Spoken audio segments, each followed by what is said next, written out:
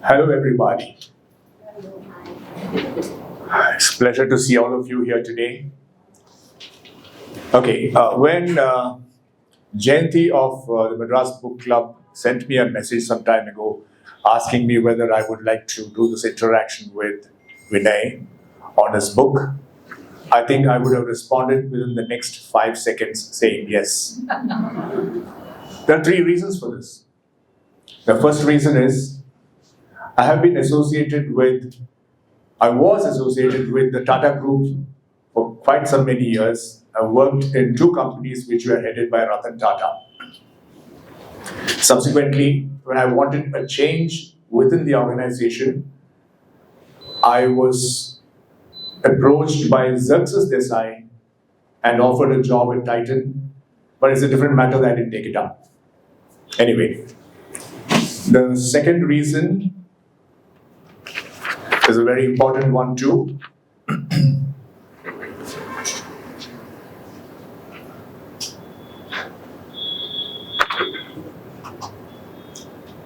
Is that Vinay Kamath is a very dear friend.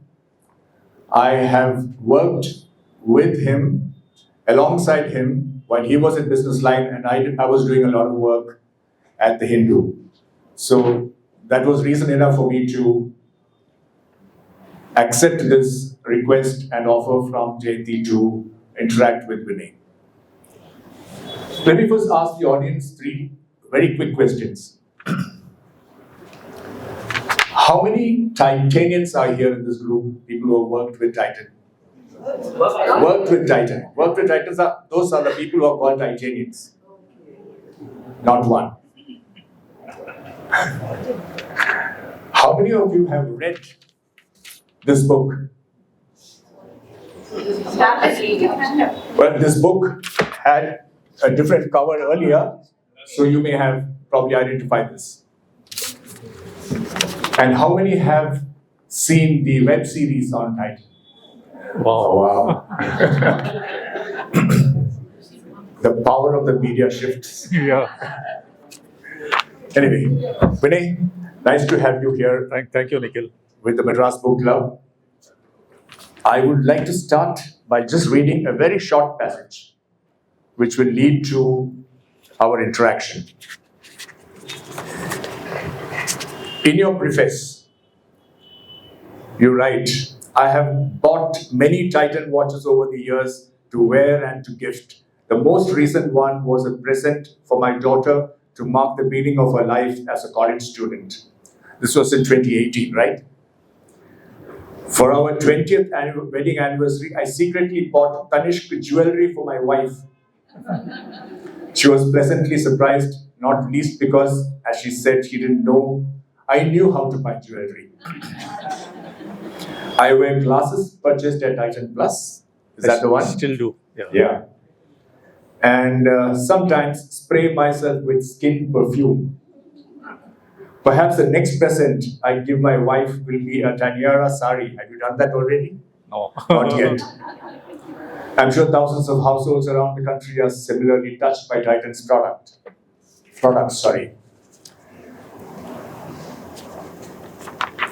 Maybe you should ask the audience how many are wearing Titan watches today. I'm sure there are many because Titan is quite a popular brand. Okay, so you're quite a Titanian yourself, even though you've not worked in a Titan group company. What was the tipping point that prompted you to write this book? Yes. So, in the late 1980s, I was a young journalist with the Times of India in Bangalore. And I witnessed the excitement which accompanied the launch of Titan watches. And immediately it became a great success. Very good looking watches, well priced. And then later I moved to Chennai, and in the erstwhile Adyar Park Hotel, Xerxes Desai had hosted a huge party for Tamil Nadu bureaucrats and the glitterati of Chennai. And I, as a journalist, was invited for that. I had met with Mr. A.L. Mudaliar, who was the erstwhile chairman of of the company and introduced me to Xerxes.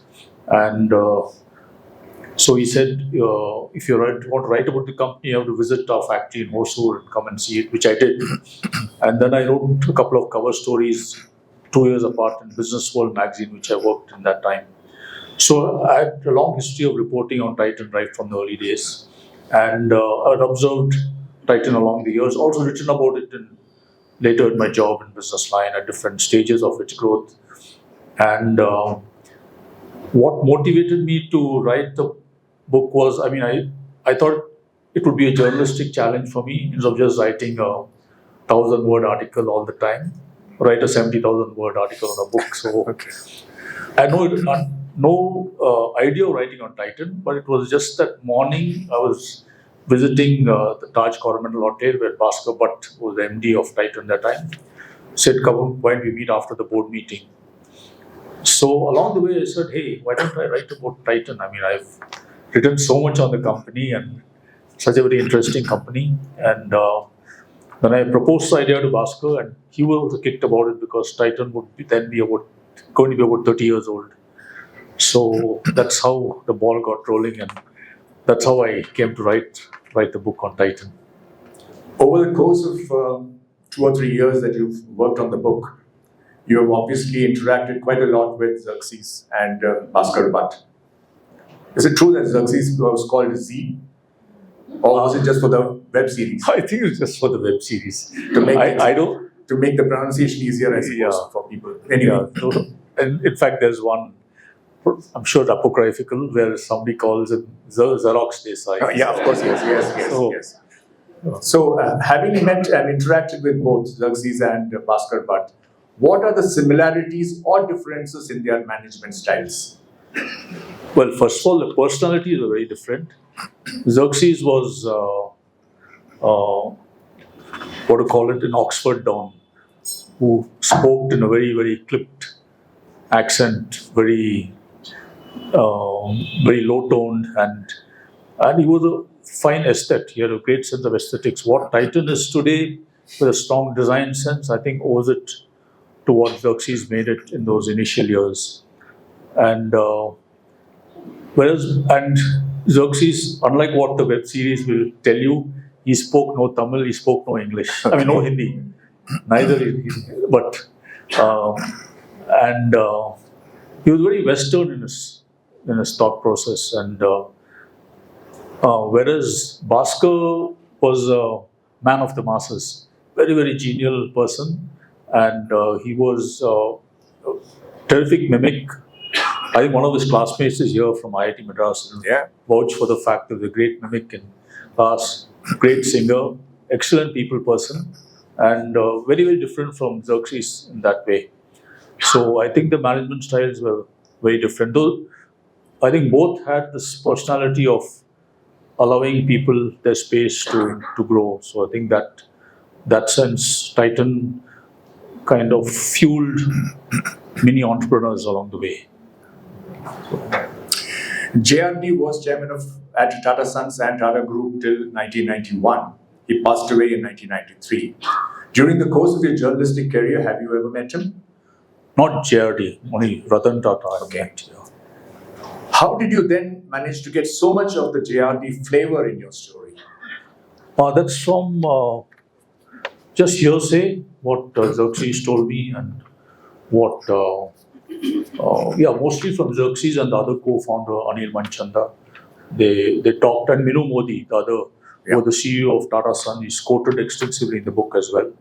And he was the first CEO of Tata Sons, and had a long conversation with him. And so they always spoke about how supportive JRD was of the project. In fact, I quote Xerxes saying, at times we're very weary of pursuing this project. We're getting tired of not getting the permissions to make watches, and we're not getting technical partners. And so, but JRD was very convinced that India needed fine-looking watches, and he was the one who kept driving the project. So this is all, obviously, I got it from Xerxes and Neil Manchanda. In a passage here, you mentioned that the majority of the senior directors were opposed as getting into the watch business. post to getting into the watch business. And the only reason why I was able to push through the project was, quoting Minu Modi, was the support of J.R.D. Tata. Minu, now in his mid-80s, explains during a conversation over coffee on the veranda of the upscale Wellington Club, nobody, especially JRD, ever looked at the numbers. The decision was based on the premise that if you trusted Minu, you would approve his proposal. So you had implicit trust in Minu Modi, yes. That aspect did not come through in the web series. Was there any reason for that? Yeah. I don't think Minu Modi was presented there at all. I mean, the filmmakers were very clear. They didn't want to introduce too many characters, confuse people, and because it's a very short time, 1 hour episodes, each episode was over an hour long, so they didn't want to have too many characters. So there's no Minu Modi in the web series, but he played a very central role, key role in the founding of Titan in the initial days. Which comes through very well in your book, because I think a lot of credit has been given to him. Yeah. So the book is the reality. The movie, web series is the alternate reality. Yeah, I think maybe the commercial angle has taken me off of that. Having noted that, were you consulted during the scripting of the series? So when the rights were sold, I mean, apart from selling my soul, we sold everything else.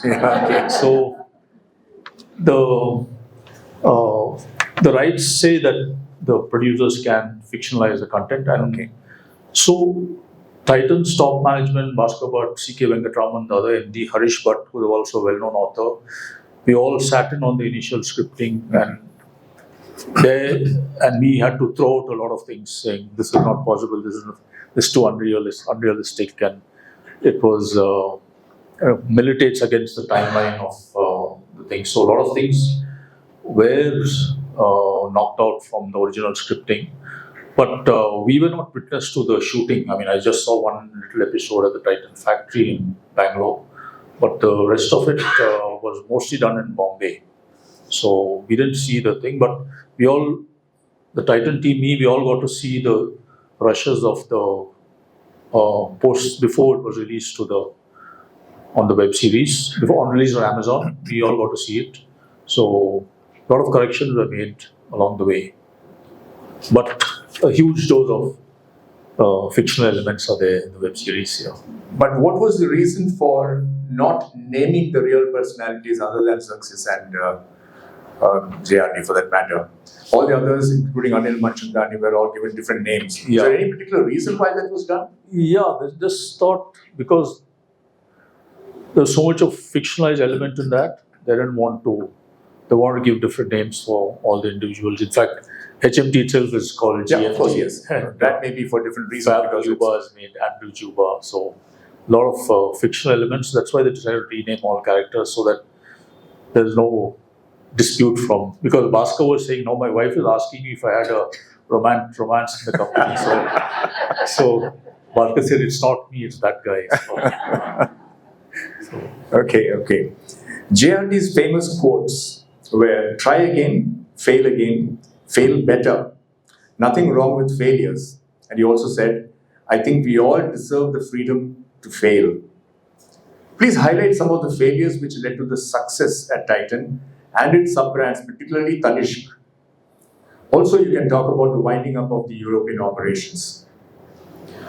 Yes, so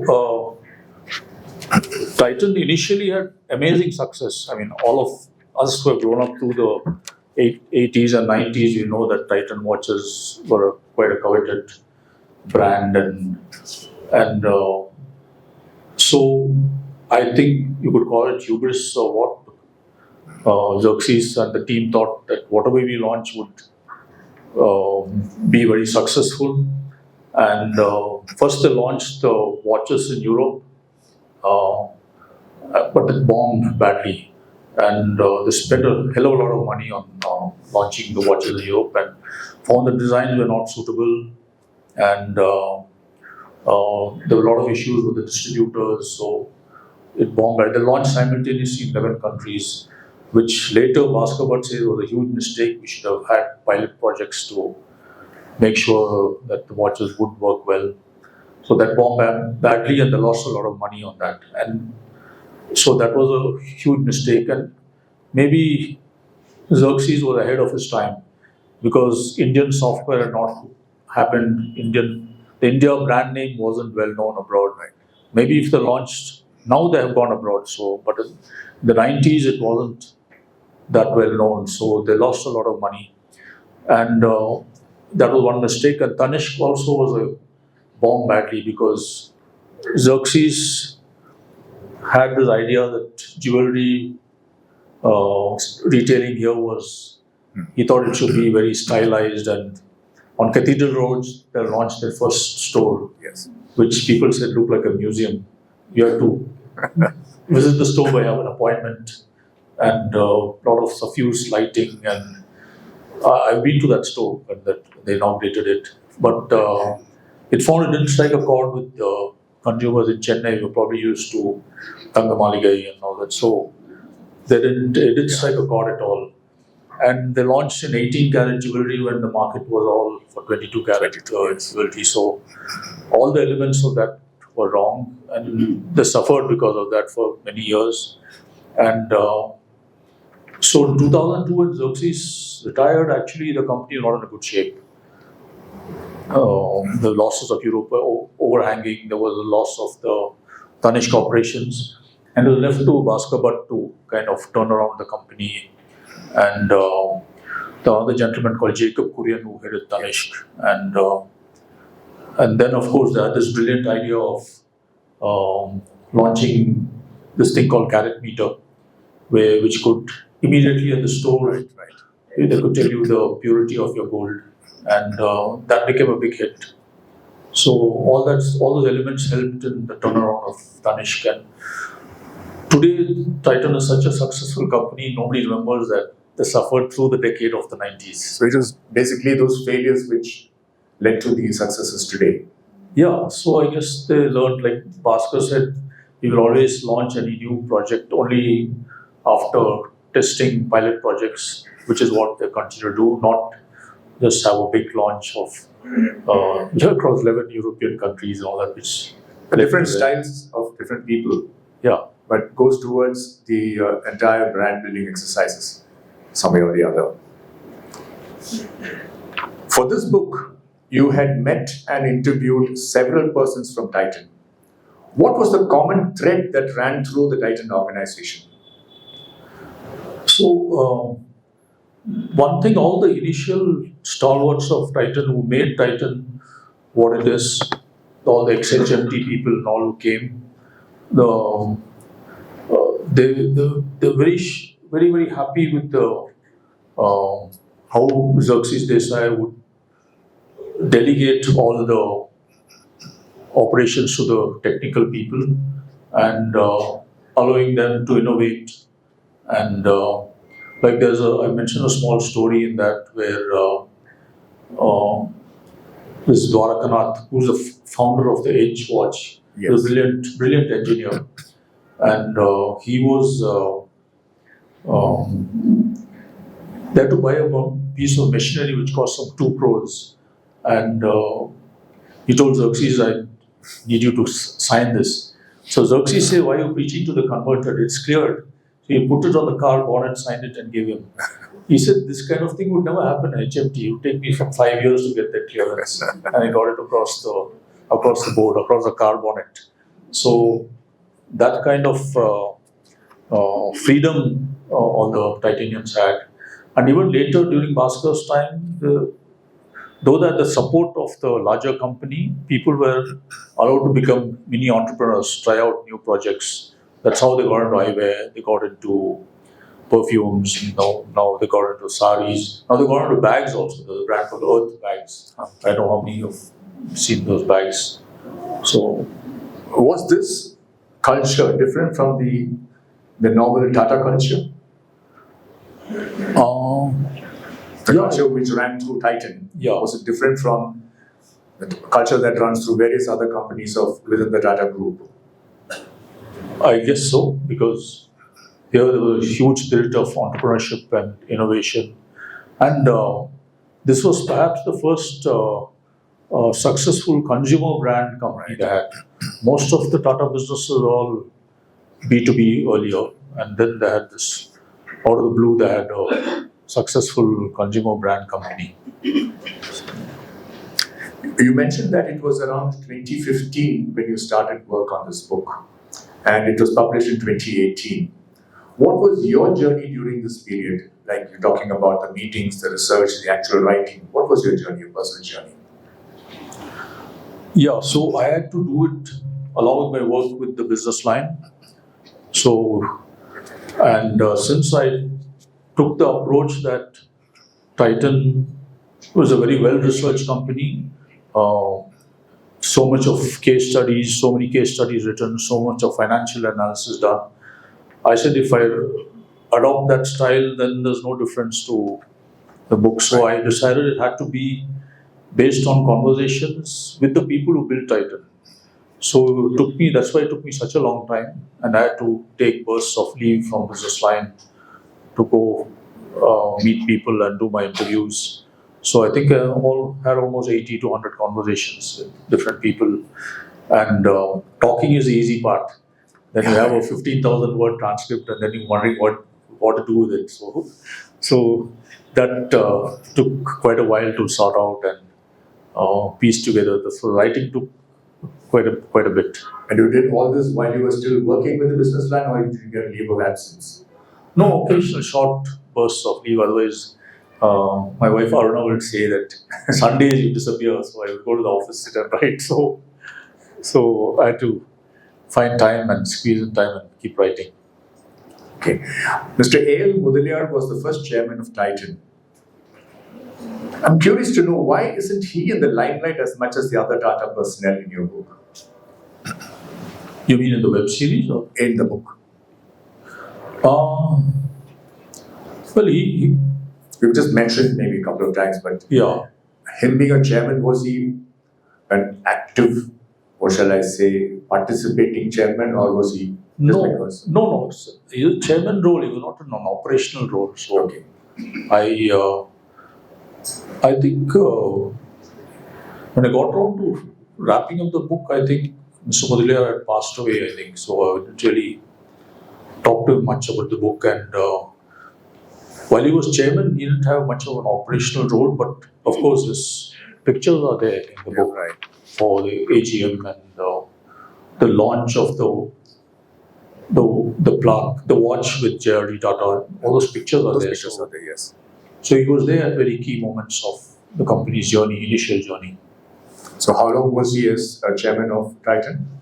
I think long stint, maybe about 10 years. I think. Wow. Yeah. Okay. In contrast to established norms that creative people are mostly concentrated in Bombay, which is what everybody talks about, where most of the corporate headquarters are located, Titan had the benefit of a storehouse of talent from the south. Some of the key people like Mani Iyer, Radhakrishnan Nair, Rajiv Menon, Mahesh Mathai, besides their own management professionals like Bhaskar Bhatt, Viju Korean, Raghu Menon. How did all this give Titan a competitive edge? I mean, maybe most were South Indians, but some of them were also thrived in Bombay as filmmakers, and like Mahesh Mathai and all the great films were all based in Bombay. Bhaskar Bhatt himself grew up in Bombay before he came to IIT Madras. So I think you just can't say all the South Indians who made up the company, but all of them had exposure in different parts of the country and came together in the founding of the company. And Jagdish Desai himself is a Bombay person. No? Correct. He is a Parsi from Bombay, so he grew up in Bombay as well. So, but I don't know, maybe, of course, since they came here to Hosur and Bangalore, they did get a lot of talent from HMT and then from the south as well. Would the scenario would have been different if Titan was headquartered in Bombay? I don't know, maybe because they would have probably been more under the influence of Bombay House and all the Tata heavyweights. Here in Bangalore, Xerxes Desai was away from all the Tata chieftains. Okay, as I say in the book, that many of the Tata directors did not support the Titan project. Only JRD was supporting it. Many were saying, in fact, Nani Palkhiwala, I quote Minu Modi saying that, why are you getting into watches? Tata's reputation is at stake. Please drop this project. So there was a lot of opposition to the watches project, saying Tata does not have experience in precision engineering and consumer brands. So, but JRD persisted, and so did Xerxes, and rest is history. Rest is history, yeah. Yeah. If Titan is a jewel in the crown for the Tamil Nadu government, with almost equal stake in the venture, why is it never highlighted in their success stories, in the Tamil Nadu government success stories? Any reason why not much is spoken about, talked about, highlighted? Yeah, even I find it a bit strange. In fact, many people don't even know that Titan is majority owned by TIDCO and the Tamil Nadu government. So they have played a kind of a background role. They've been very, very supportive of Titan. In fact, Xerxes says in the book that when all the Tata directors were very, very critical about the Tanishq project and saying we should get out of gold jewelry, a TIDCO director on the board said, I'm sure we can make a success of it. Look at all the jewelry stores in Panagal Park, and so why can't Titan make it? So they were very supportive of Titan, and I think dividends there must be paid 1,500 crores over the years, and Titan's market cap is sold like anything. So it must be a huge amount for the Tamil Nadu government. But yeah, like you said, they don't really talk about it, and probably many in the present government may not even know that. That's very true. In fact, the producer can let you know a small anecdote. The producer was telling me, can we do a special screening for CM Vijay, saying that because it's a Tamil Nadu government company and all that. And one of my colleagues from the Hindu was trying to go through one of the ministers saying it's a Tamil Nadu government, and they said, oh, abdiya, so Which is a very strange scenario. Yeah, so that this government is new, they probably don't know, But I suppose even the previous government did not know much. Well, I guess just as well, they kept their hands off. Like, Yeah, true, of course, yes. Maybe that's why it's thrived. Yeah. They didn't want to take over. Yeah. Anyway, now it's almost a decade since the release of your book, Vinay. Can you highlight some of the major developments at Titan post 2018, and do you plan a sequel? Sequel, I don't know, maybe a little while, but Titan has grown from strength to strength from the time I wrote the book.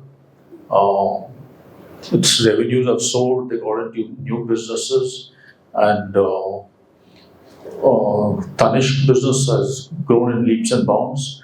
And this last financial year, they've taken over a company in the Gulf called Damas Jewelry as well. And altogether, they crossed 75,000 crores in revenues. They jumped 25,000 crores in revenues in one financial year. So they're doing extremely well. Profits of over some 5,000 odd crores for the last financial year.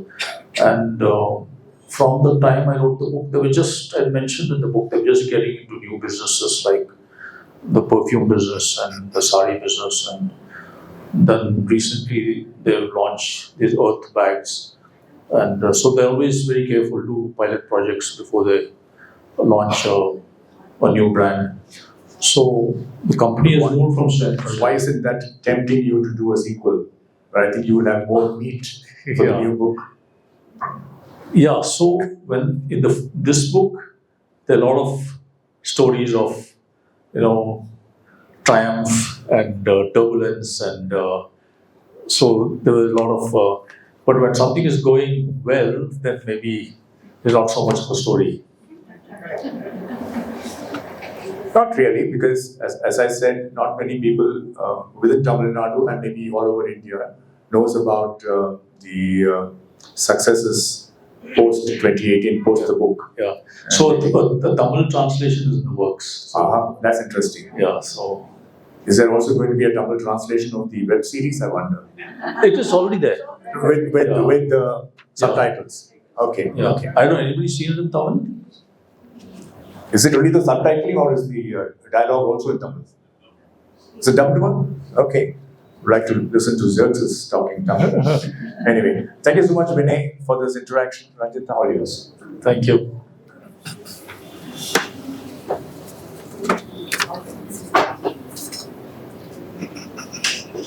Can you hear me?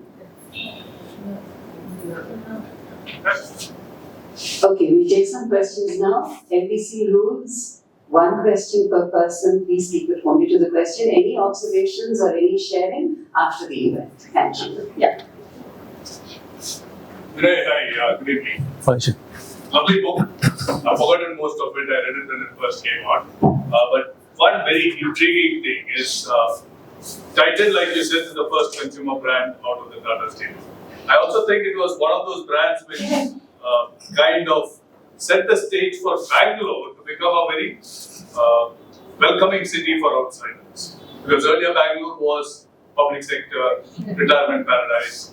Titan really came out of the blue. Oh, I mean, do you really think about that? Yeah, so they set up Bangalore because, Hosur, But a lot of the executives were living in Bangalore. living in Bangalore. They gave it a cachet. Yeah. Bangalore became much more Thank you. attractive for talent. If you can just answer the question. Thank you so much. So,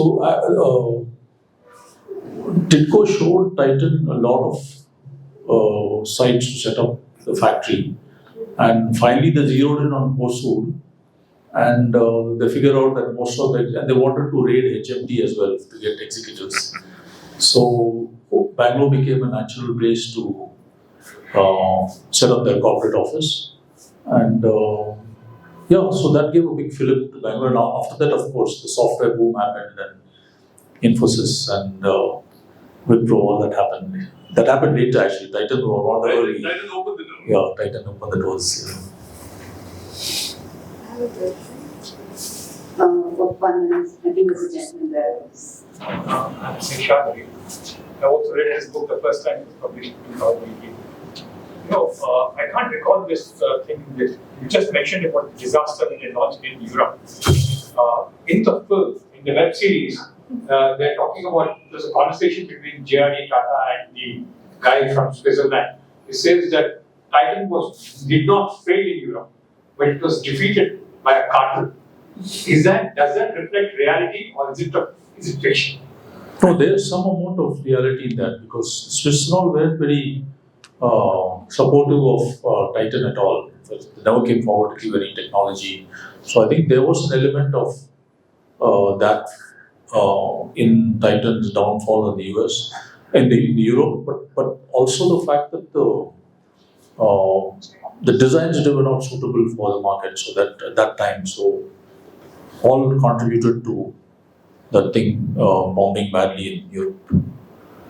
But yes, the Swiss were not supportive at all of Titan. In fact, when they went to the Swiss watch fair and all that, they would give Titan a stall somewhere in some remote corner, and they had to fight. They had to fight and get the Indian ambassador in Switzerland to represent them and try and get them some space. All that had happened. Good evening, my name is Suresh Amirapur. So since you mentioned that the thrust of this company was that it had extraordinary challenges, and I think Mr. J.R.D. Tata and Mr. Desai had really pushed it almost on a missionary mode, probably not too bothered about financials in the initial stages. Do you think that any other industrial house have taken it without that kind of missionary zeal and passion? Would the project have succeeded if it didn't make money in their instance? Yes, I guess because it was the Tatas and they had the backing, and the initial success of Titan proved that the decision was right to go into watches. And the loss making in Titan happened later, along the 90s. But since Titan was such a huge success when it launched, the Tatas were very, very happy. And So they were initially they were funding the project well till the watch launch, and after they made a lot of money, made a lot of profits to generate their own growth. So that happened. But later, yeah, there was a lot of opposition from Tata directors saying we'll get out of jewelry. Why did we ever get into that business? But well, I guess they stuck to it and made a huge success of it later. Yeah, I know. So I'm just getting the mic to you.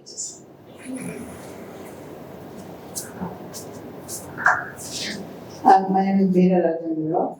I happened to interview the CMD of TIDCO long ago, and they were confined only to industries in Tamil Nadu. But how come this traction, when was the idea broached to them and how did they accept it?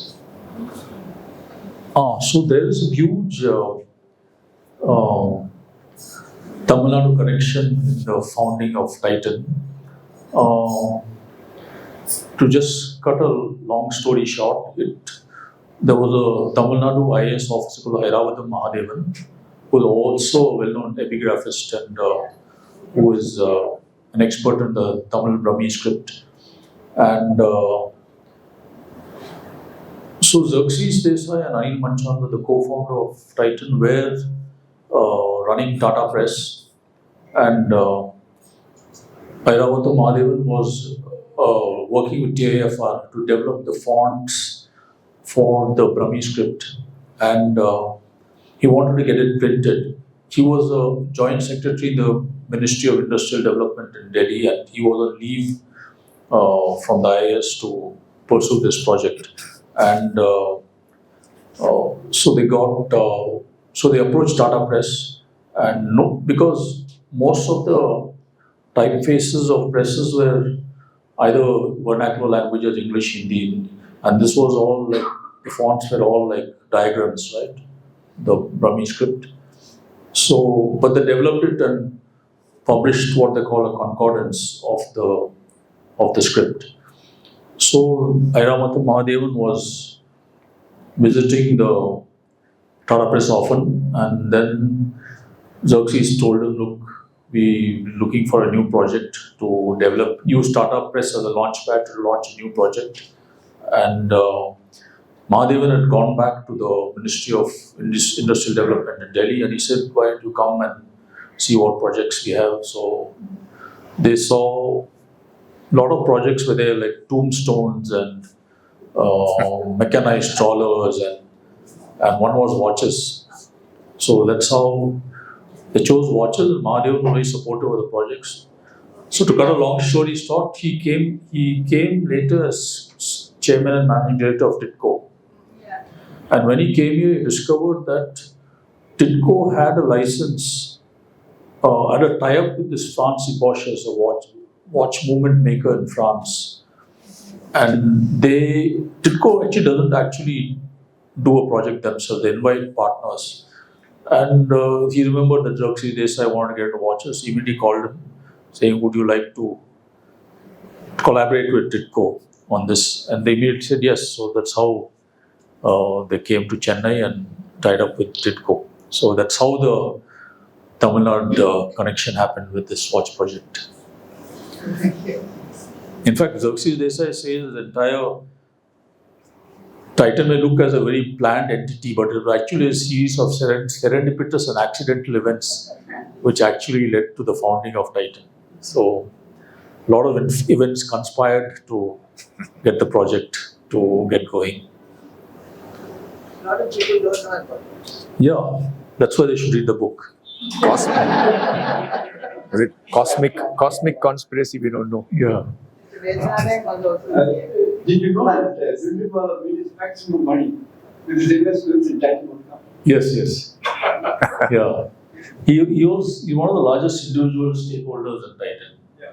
And he bought into the company and very supportive of the company even when it was making losses. And he bought it then, and then he made such a huge cash pile of it. I think he must be a 2.5% stake with the largest individual shareholder in Titan.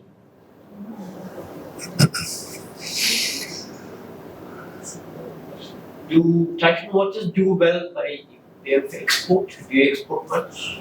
Yeah, now they have established in West Asia, so I think Singapore also, and yeah, I don't think they've gone to back to Europe as yet, but West Asia now they're doing very well, and I think Southeast Asia also they've launched, but they're not going to go for a big bang launch. I think whatever they do it slowly.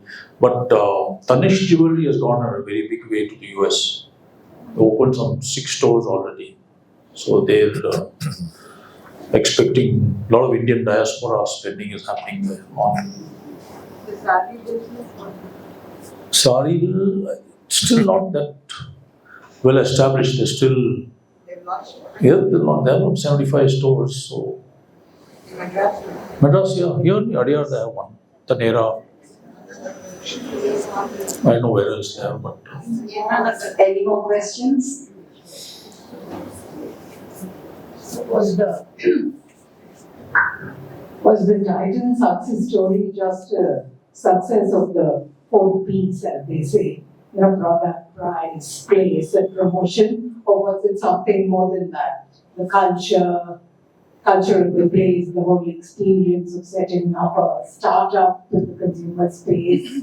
What was actually Titan's success, which made it an institution, institution rather than just a business? yeah. So actually, Titan has like a very culture of innovation, the culture of design, and culture of I should think entrepreneurship also, because many Titanians have stayed there 15, 20 years. Like the last MD worked there for 30 years, the present MD is on 30 years.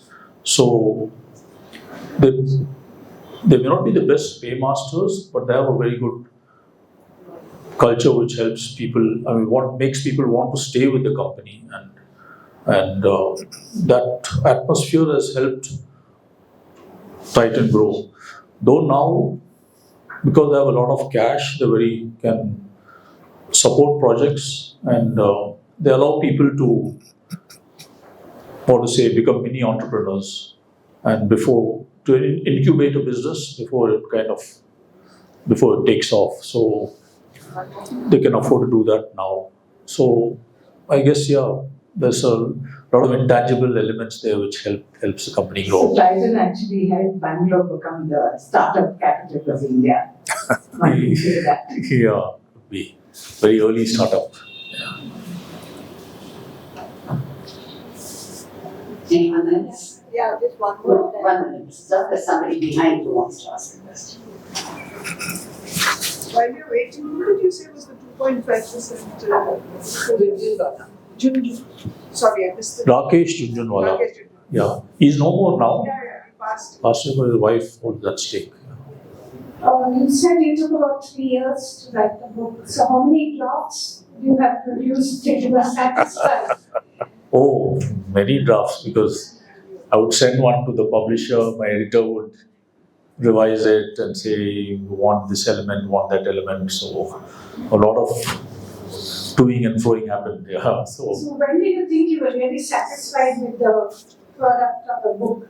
I mean, at what point did you think that this is it? I don't need to, hone it further. Yeah, so I guess after 2-3 drafts, I think finally got it right. So,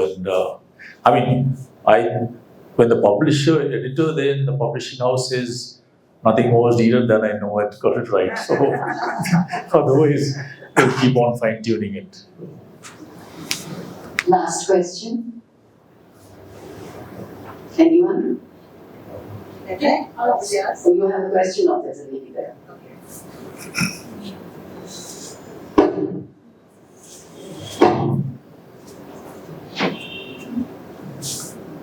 So Vinay, did you shed a tear for HMT when you were writing? Because HMT now is such an iconic brand, and people are showing off their HMT watches on social media now, and people are treating it as prized possessions. So how did you What is going on? No, in fact, I own a 50-year-old HMT Sona watch, which still runs. You just key it and shake it, it still runs. No servicing. My uncle gave it to me when he went to the UK in 1974. I mean, the people left HMT for Titan, they didn't shed any tears. They were quite happy to leave because HMT was so bureaucratic and they found their growth stifled there. Whereas here there was so much of freedom and the ability to try out their ideas. And like Dwaraknath, the brilliant engineer I talked about, he developed the Edge watch, which has been such a success. He said his work because of the freedom he got in Titan. He said, I would never have been able to do it in HMT. Transition to quartz was They didn't transition to quartz technology. Not fast enough, yeah. Yeah. So, and now of course it's come back a full cycle to back to hand-worn watches. Thank you. Thank you. Thank you.